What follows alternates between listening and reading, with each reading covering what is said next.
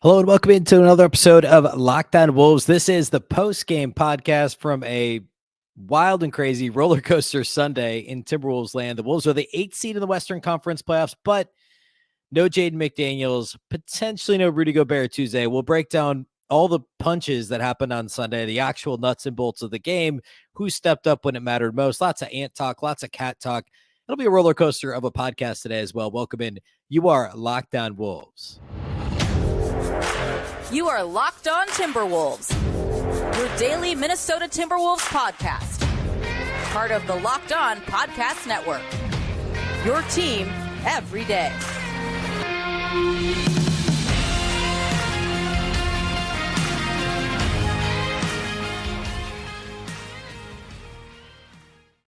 Hello and welcome to the Locked On Wolves podcast, part of the Locked On Podcast Network, your team every day. My name is Ben Beecken. I'm the host of Locked On Wolves. Today's episode is brought to you by Prize Picks. First-time users can receive a 100% instant deposit match up to $100 with the promo code Locked On. That's prizepicks.com, promo code Locked On. Happy Monday, everybody. It is a victory Monday. It's I said the word roller coaster a couple times in the open. Sunday was a microcosm of the season, and I'll get to, well, you don't need me to explain why. It's pretty obvious why. Well, I want to break down everything from the punches to the game itself, peeking ahead at the week, like the whole thing on the show here today. First, though, off the top, a big thank you for making Locked On Wolves your first listen every day. Of course, Locked On Wolves is free and available everywhere. That includes YouTube, as well as all of your favorite audio platforms. Wherever you listen to podcasts, you can find this one. You can also watch on the Locked On Sports Minnesota app on both Roku and Amazon Fire TV. More great local sports coverage 24/7, and it's free. All the other Locked On Minnesota podcasts there as well. Download the Locked On Sports Minnesota app today on Roku and Amazon Fire TV. You can follow the show on Twitter at Locked On T-Wolves. Don't forget the T, and also at my account, which is at Beecken with 2 B's, 2 E's, CKEN. All right. Where to begin? Right. The Timberwolves, I like the cliff notes are the Timberwolves win on Sunday. They go from 9-8 in the Western Conference, jumping over the Pelicans. They do have to go on the road, but now it's win one and you're in the tournament, right? Just exactly like it was last year, except the Wolves are the road team as 8th in the West instead of the home team like they were last year when they were 7th and they hosted the Clippers. Now it's on the road to take on the Lakers in Los Angeles on Tuesday evening. So we'll have plenty of time to talk about that. But we have to talk about what everyone's talking about. And I did like 3 different, I don't know, two different national shows and the postcast and the whole thing Sunday. Everyone, like, we're only talking about the Jaden McDaniels thing and about the Rudy Gobert, Kyle Anderson thing. That's what we have to open with. Thoughts on that, et cetera. And then the actual nuts and bolts of the game, because it was actually a really entertaining game. Wolves Pelicans was the first time I mentioned the Pelicans, I think, in the show, because there's the Wolves in and of themselves right now. There's just so much going on that elements of the game, including the opponent, have now gotten, like, I don't know, it's not even like the top 2 or 3 headlines if you're talking about Sunday for the Wolves. So of course, the number one, let's talk about Jaden McDaniels first. So Jaden McDaniels commits his second foul, apparently out of frustration, goes back in the tunnel, punches a wall. That clip was actually on the Pelicans broadcast. I don't believe it was ever shown on Bally Sports North, of McDaniels appearing to punch a wall in the tunnel. The team has not, I don't think, come out and confirmed any of this, but that certainly seemed to be where he got hurt. They confirmed he was out with a hand injury. And then Adrian Wojnarowski of ESPN, I believe, was the first to report that he has a fractured hand and will be out for the season. Now, I mean, who knows? Like, I feel like a lot of times fractured hands, you're out, I don't know, 8 to 12 weeks. What's not, I guess 12 weeks takes you to the end of the season no matter what. Nas is, I think they're saying 4 to 6 weeks maybe. So, like, McDaniels could be, it sounds like could be longer, according to the initial reporting. Now, Woj has been wrong on Timberwolves injury timelines before. Just ask Karl-Anthony Towns. But it doesn't look good. And it's obviously a very immature way. No other way to say it, really, to end the season for really, frankly, a rising star and one of the league's best defenders. Just disappointing, and just an unforced error, right? That happened, and of course, happening apparently in reaction to fouls, which has been an issue for him all season. It completely changes the dynamic of the Timberwolves. Something I've said repeatedly on the show before is obviously the Mavericks aren't an issue now, but like teams that play a lot of isolation basketball, the Clippers and the Mavs were the other one that the Wolves matched up really well within the regular season, in part because Minnesota could just lock down ISO players with ISO defenders like Jaden McDaniels and Anthony Edwards. I mean, Edwards was at times this season every bit as good defensively as Jaden McDaniels. At times, not all the time. McDaniels was far more consistent when it came to the defensive end of the floor. But now you take away half of that, and what do you do when you go up against a team like when you take on Memphis? Like you got to defend John Morant and Dillon Brooks, right? I mean, not even talking about the big men, but like just looking at the perimeter. Even the Lakers, D'Lo and LeBron James, two very different players, but like it's just such a massive change for what you can do defensively. And certainly Jaden's had a decent year, certainly a much improved year offensively too, been very good outside the arc compared to where he was last season. And that hurts from an offensive perspective too, but you lose a huge edge when you lose Jaden McDaniels.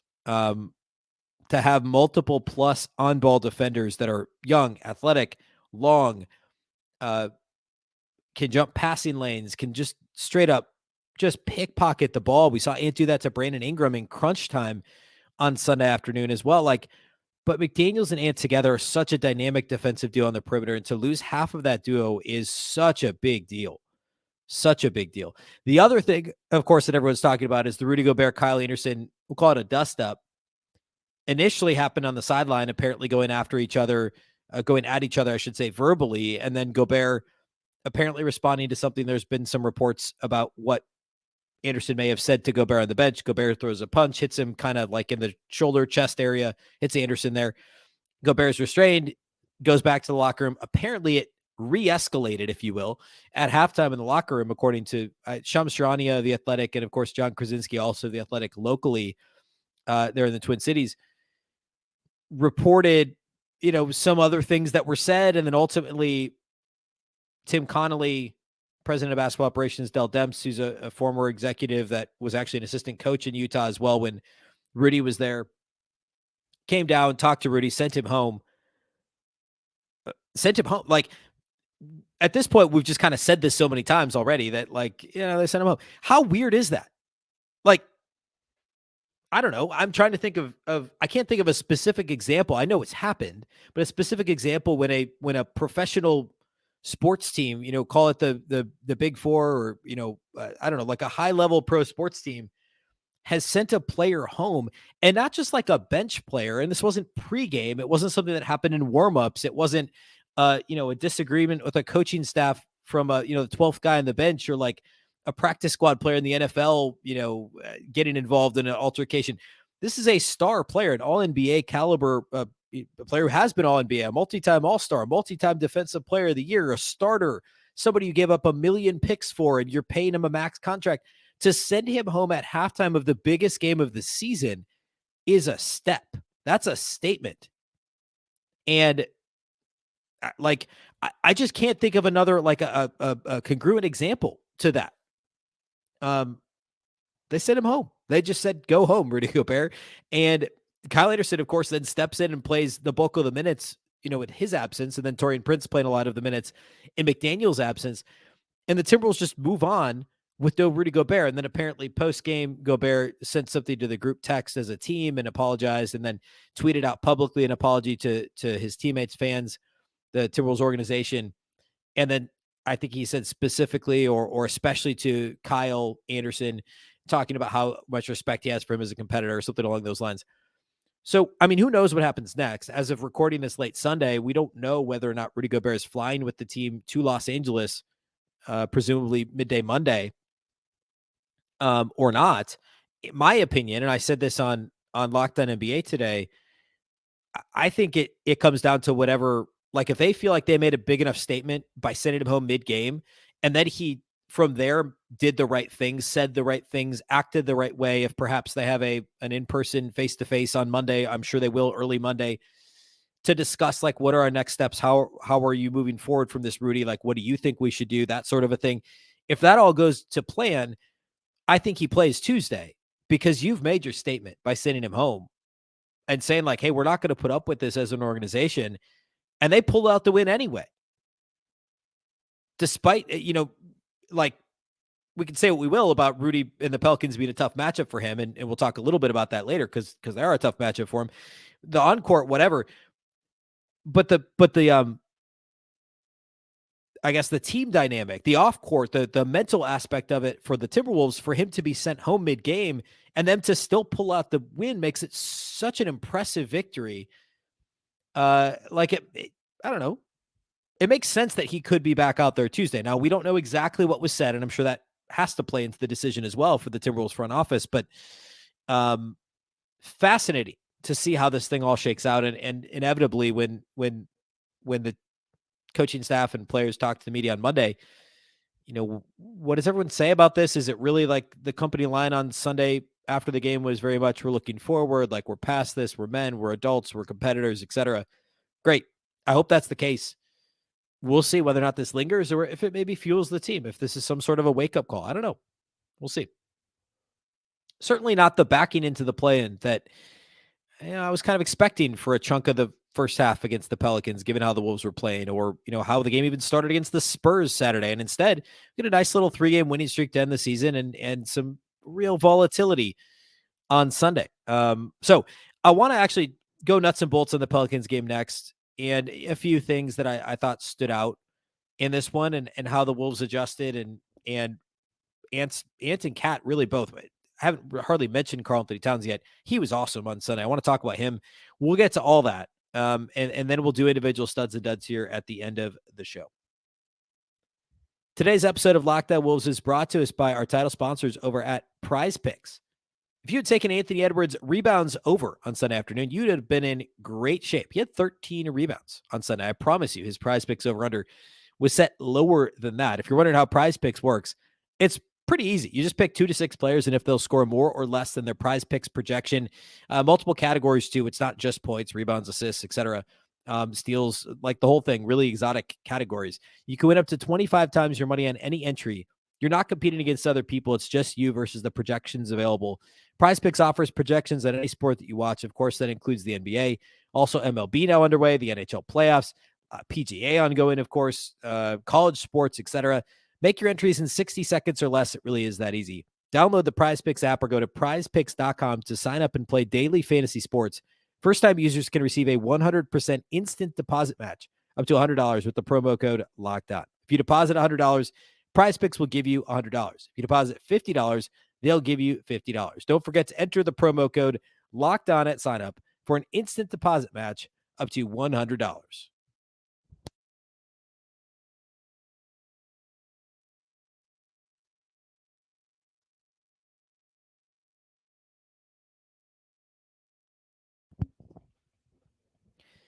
All right, beyond the punching, McDaniels versus the wall, Gobert versus Anderson, there was a basketball game that was played on Sunday afternoon, and the Timberwolves came out flat. Like, there's no other way to say it. We've said this now maybe 3 times in the last 2 weeks. Like, this is the biggest game of the season for the Wolves. Well, they become progressively bigger, right? And obviously, this one was the biggest because if you lose, you're the 9 seed.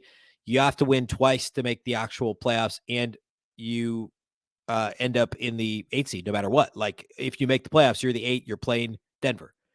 I'd still rather play Memphis. Call me crazy, but I'd rather play Memphis than Denver. If you're the Wolves, and I guess really if you're anybody, pretty much. But anyway, so winning Sunday means you get to win just once and be in. And yeah, you go on the road to play the Lakers, but I don't know, like all things considered, you'd rather have one shot to get in than have to take 2 shots to then be the 8 seed. So a big game Sunday. The Timberwolves came out. I don't want to say that they came out flat. I think it's probably more fair to say that they were a step slow for the first, call it quarter plus of this game. The Pelicans came out ready to go. They were flying all over the place. Active hands defensively. The Wolves had some sloppy passing that was a problem. Rebounding the basketball, 50-50 balls. Like, the Wolves were getting killed on the glass early in this game. And the Pelicans are a good offensive rebounding team, and they gave the Wolves fits on the glass early. I think New Orleans had 5 or 6 offensive rebounds before the Wolves even had their first offensive rebound. It was a big problem early. like I said, 50-50 balls, loose balls, active hands from the Pels, not so much for Minnesota. And then the Wolves got into foul trouble. McDaniels picked up the early two. Karl-Anthony Towns was in early foul trouble. Just a really underwhelming first half. At halftime, Anthony Edwards had 6 points on 2 of 10 shooting, struggling with turnovers. As a team, that, like, just the ball going through guys' hands, like Towns struggling out of double teams, just no flow to the offense. A lot of the same issues that when the Wolves are not right, we see. Lack of flow to the offense, sloppy turnovers, poor rebounding.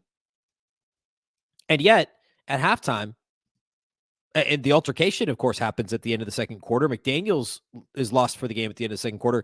The Wolves are down 12 at the end of the first. They're only down 8 at halftime, despite all of that. And I couldn't even really tell you how or why. Like, I have to go back and watch the end of the first half. Like, how did the Wolves manage to hang tough? A lot of the Karl-Anthony Towns and Anthony Edwards magic was second half. There was a little bit in the third quarter when the Wolves kind of put their foot down, got it to within 2 at the start of the fourth. But then Cat had this flurry early fourth quarter that was just unbelievable. He had like 9 of 11 points, couple of threes, a deep three that he hit near the logo at center court. Like, just a really, really strong stretch for Karl-Anthony Towns where he looked confident, looked like the Cat that the all-NBA Cat from a couple of years ago. He finishes this game with 30 points, better than 50% shooting, 5 made threes on 8 tries, 8 rebounds, only 2 turnovers. Yes, foul trouble, but he still managed to play 36 of 48 minutes in this game. A lot of that due to Chris Finch kind of doing situational subs, offense, defense type stuff to try and protect him in a sense down the stretch in this game. So credit to Finch for that. But strong performance for Towns. We'll talk more about him in studs and duds, of course. Anthony Edwards, like I talked about this game as a roller coaster. Like, this was a roller coaster for Anthony Edwards. I mentioned earlier, 6 points on 2 of 10 at halftime, turnover problems. And then you look up and he's going nuts in the third quarter again. He finishes with an absolute stuffed stat sheet, 26 points, 13 rebounds, 4 assists, 4 steals, 4 blocks for Anthony Edwards. And what I want to highlight here is the defense.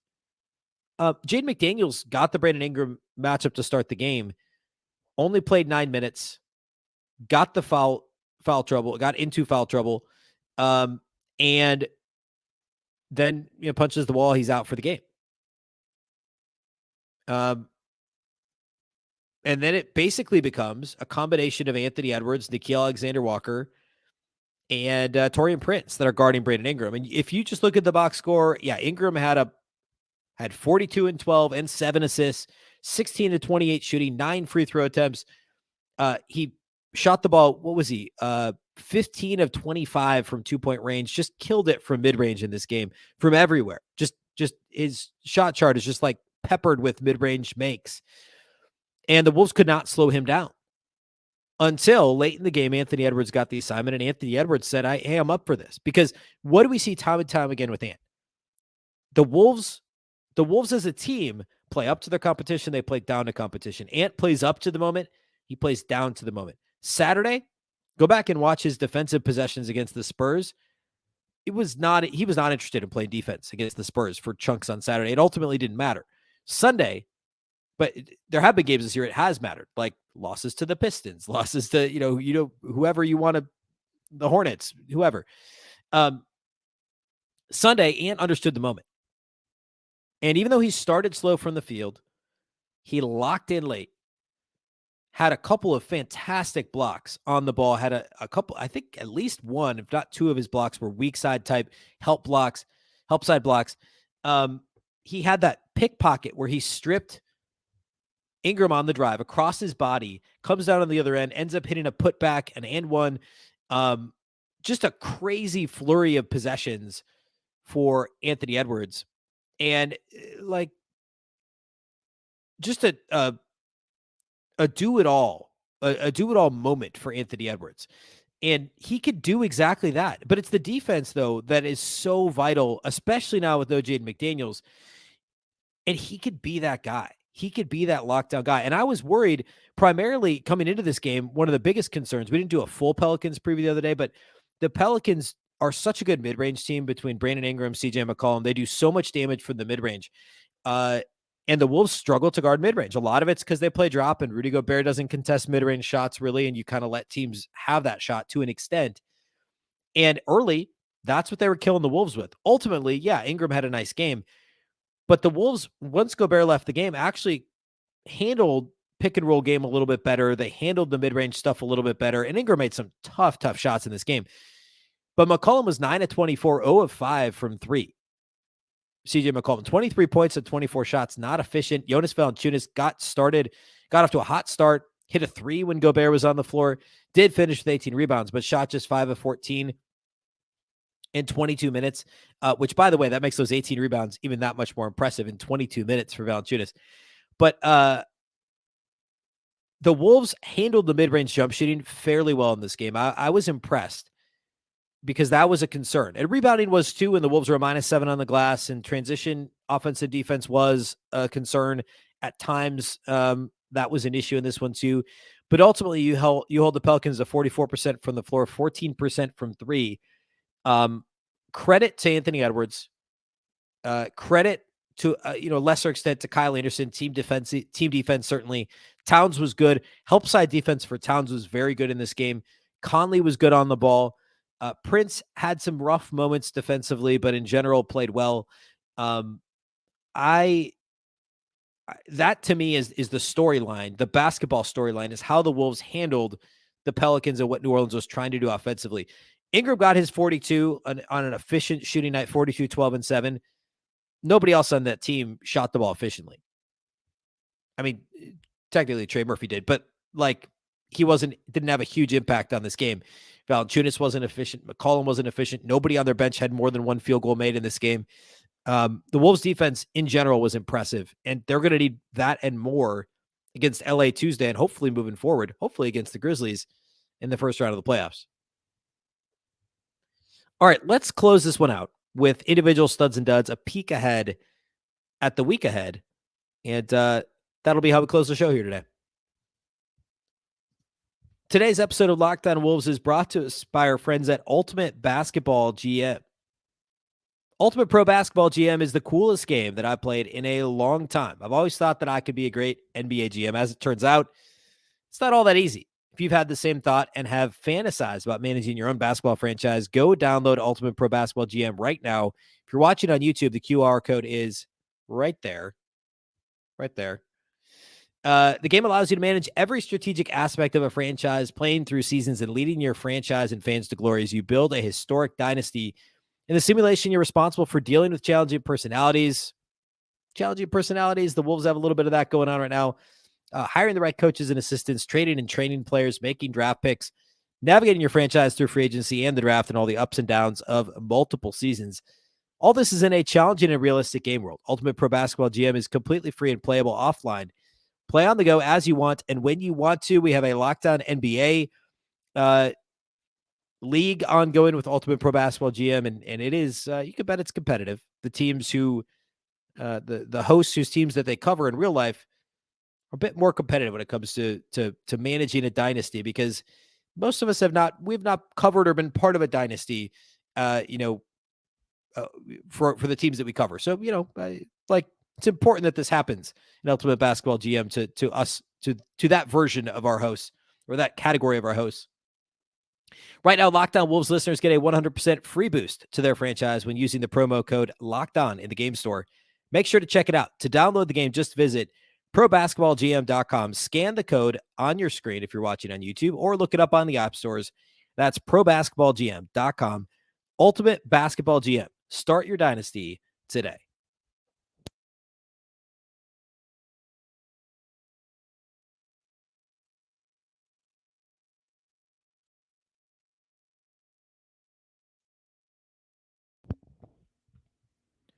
All right, individual studs and duds from this one. Karl-Anthony Towns, I know Ant had the stat line and some defense, but Karl-Anthony Towns, I thought, was the best player on the floor for the Wolves, and maybe besides Brandon Ingram, the best player on the floor in the game. He was really, really good. 30 points for Cat on 10 of 19 shooting, better than 50% from the floor, 5 of 8 from three-point range. And I mean, that's good to see. Like, he's been shooting the ball fairly well from deep since he came back. Actually, really well since he came back. But still, in the season, he was only 35% coming into the game because he struggled so much before the injury back in October, November. So good to see him knock down 5 threes, including that one that was just a step in from the logo during that Wolves run in the early fourth quarter. 5 of 6 at the line for Cat. Good to see him hit free throws. Ant struggled again at the line. That was another issue with his game. But Cat had 30 points, 8 rebounds, 2 assists, and a block. Good help side defense. I mentioned that earlier. I thought pretty patient play offensively. He had a couple of, I think both his turnovers were early. One was real early, like first or second possession of the game for the Wolves. Only had the 2 turnovers. Handled double teams well in general, which was such a problem for stretches last year for the Wolves. But I thought Cat handled double teams well. I thought the decision making was good. The shot selection was good. We saw during that 3-game losing streak last week, those stretches of almost indecision from Towns, like, should I try and take over? Should I pass? But like not really being sure. Very little of that in this game from Cat. I thought this was maybe his best all-around game. I know he had the game-winning free throws and a game-winning or a game-sealing shot I guess it was a couple weeks ago at this point. But this is probably the best, like, start-to-finish all-around game, unless I'm forgetting one that Towns has had since he came back. But really fun to watch him dominate down the stretch in the way that he did when the Wolves really needed him. I'm still going to give Anthony Edwards a stud. 26, 13, 4, 4, and 4. It's hard not to. And the defense that I already waxed poetic about last segment. But that 2 of 10 first half, not ideal. And certainly the shooting in the second half was better, but 8 of 21 overall, 3 of 9 outside the arc, just 7 of 13 on free throws, just a hair above 50% at the charity stripe, and 8 turnovers, including a can't have it type turnover in the final 20 seconds or so, 16 seconds left when they were up 3. Just needed to allow the Pelicans to foul them, make a free throw, seal the win. Instead, Ant steps out of bounds, allows the Pelicans another possession. They call a timeout. They didn't actually, I think they airballed a 3, trying to draw a foul or something weird before the Wolves got the ball back and ultimately sealed it on Conley free throws. But that was a bad turnover, and there were some other real bad ones mixed in there. So the turnovers, the shooting early, the free throw shooting were all not great, but it had that stretch that I referenced earlier with the strip on Ingram and the and one, and there was a couple of offensive rebounds. 13 rebounds, I believe, is a career high or ties a career high for Ant. Just a phenomenal stretch there late in this game from Ant that kind of outweighs some of the issues within this game. They just need a little more consistency for him on Tuesday against the Lakers. I think that'd be important. I'm actually going to give my third stud to Mike Conley in this game. And I know that there were some solid Prince minutes off the bench. And, he's a team leading plus 14 and he had 18 points. But Kyle Anderson played a big role as well. But I'm going to go with Mike Conley because for a couple of reasons. One, he did score 7. He did have 17 and 7. So, let's not overlook that. He was third on the team in plus minus if we want to play the plus minus game. He was only 1 of 6 on threes, but he was 4 of 5 on 2-point attempts, hit a couple of tough layups, 6 of 7 at the line. Again, the 7 assists to only 1 turnover. Decent defense, but also holding this team together. And there was some reporting. I don't remember if it was Shams or if it was Woj at ESPN, but there was reporting about how Conley kind of led the discussion at halftime, bringing the team back together. Conley was vocal after the game to the media in the press conference. That's why he's on this team, not specifically, hopefully for this reason to paper over these altercations, but to be that veteran presence, to be that stable voice and leader. And he was that way basketball wise and apparently off the court wise. I mean, 17 and 7 is a nice, you'll take that from your starting point guard, and you need that from your starting point guard when your starting center and your best perimeter defender effectively are knocked out. I mean, they were knocked out in the first half, but combined to play only 21 minutes in this game. Big Mike Conley game, both on and off the floor. So Towns, Conley, Edwards are your studs from this one. Prince did play well, and I mentioned that 18.7 of 14 shooting, missed some open threes. I thought he really struggled defensively, especially early. Kyle Anderson played 37 minutes, 8 points, 9 rebounds, 4 assists, a couple of blocks and a steal for Anderson. A good game for him off the bench. likely he starts in McDaniels' place, but maybe not. I guess because you're really looking at assuming Gobert plays, I guess it is probably Prince that starts at the 3 and Anderson comes off the bench. If Gobert doesn't play, though, you probably look at both Prince and Anderson starting, and then just a bigger role for Nickeil Alexander-Walker, who also played well, by the way. He was actually a team leading plus 16, but some strong minutes off the bench for him. I mean, no duds other than McDaniels and Gobert. Like, obviously, what each of them did, you can't have happen, ever, but especially now. Like, the timing of what both Gobert and McDaniels got involved in, and we don't exactly know Kyle Anderson's full role, so I'm not completely absolving him, but obviously Gobert and McDaniels are the ones who we're talking about now because of how this thing turned out for each of them. We will see, and perhaps by the time you're listening to this, we have some more clarity on Rudy Gobert in his status for Tuesday, but that'll be a big storyline headed into the game. The plan here at Lockdown Wolves is the goal is on Tuesday's show. I'd like to at least have a couple of segments with the Kaminsky brothers from Lockdown Lakers. It'll either be that or we'll do a full crossover episode. We're working through the formatting and availabilities and all that good stuff. So working to set that up, but want to preview that series. Obviously, we just saw the Lakers less than a couple weeks ago. The new look Lakers, the Wolves now are going to look different too. There's so much up in the air, but in some form or fashion, you'll hear from the Lockdown Lakers guys on Tuesday's Lockdown Wolves episodes. The next episode you listen to. And then after Tuesday night's game, it's a 9 p.m. Central tip on TNT.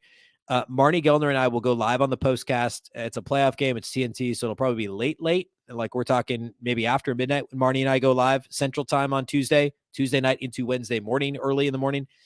But we will go live on the postcast following the postseason game, win or lose Tuesday. Of course, if they lose, they'll play Friday in a battle for then what would be the 8th seed in the West. If the Wolves win, their likely first game of the playoffs would then be Saturday against those same Memphis Grizzlies that the Wolves faced off against in the playoffs last season. So we'll do the Lockdown Lakers show on Tuesday, the crossover in some form or fashion here on this channel.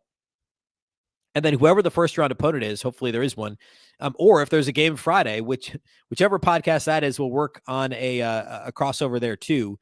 So lots of exciting content coming up this week. Postcasts after every playoff game is the plan.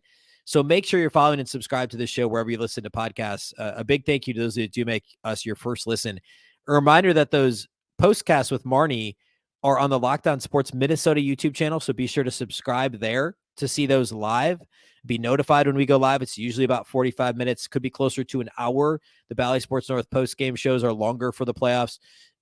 So, we'll about an hour or so after every game, we'll go live. And then we post those episodes on Lockdown Wolves. In fact, if you're listening, the last episode before this would have been the live postcast that Marnie and I recorded immediately following Wolves Pelicans on Sunday. So be sure to go check that out. Again, a big thank you if you do make Lockdown Wolves your first listen each and every day. Of course, this show is free and available on all platforms. That includes YouTube. You can also watch on the Lockdown Sports Minnesota app on both Roku and Amazon Fire TV.